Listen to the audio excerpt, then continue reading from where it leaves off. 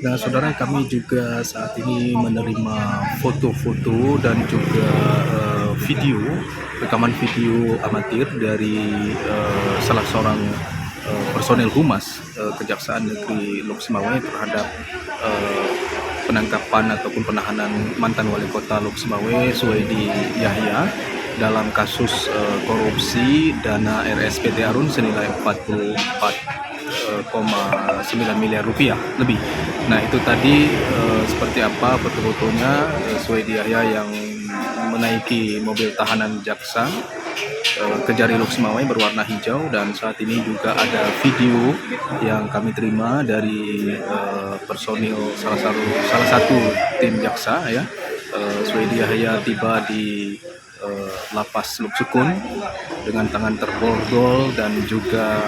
memakai baju tahanan berwarna merah serta menggunakan masker, langsung memasuki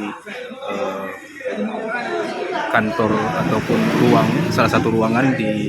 lapas Lok Sukun dikawal aparat kepolisian, kemudian juga tim dari jaksa dan juga personil polisi militer. Nah, mantan wali kota Lok Sumawwe 2 periode ini resmi dijadikan sebagai salah satu tersangka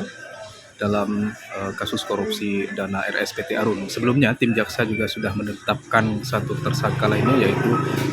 Direktur Rumah Sakit PT Arun Lok Sumawwe. Nah, dalam video tampak juga Suwaidi Yahya memasuki salah satu ruang di lapas Lok Sukun, dan juga mantan wali kota Lok Sumawwe Suwaidi Yahya juga sempat tampak dalam video ini berbincang dengan tim dari lapas dan juga tim dari Kejaksaan Negeri Lok Sumawwe. Nah, sampai dengan saat ini juga belum diketahui seperti apa memang penahanan terhadap mantan wali kota Lok Sumawwe ini, berapa lamakah akan dititipkan di lapas Lok Sukun ini, dan juga kepastian persidangan kasus korupsi senilai 44,9 miliar rupiah dana RS PT Arun yang informasinya memang melibatkan ketika itu keputusan dari wali kota Lok Sumawwe untuk menitipkan menginvestasikan dana di RS PT Arun tersebut.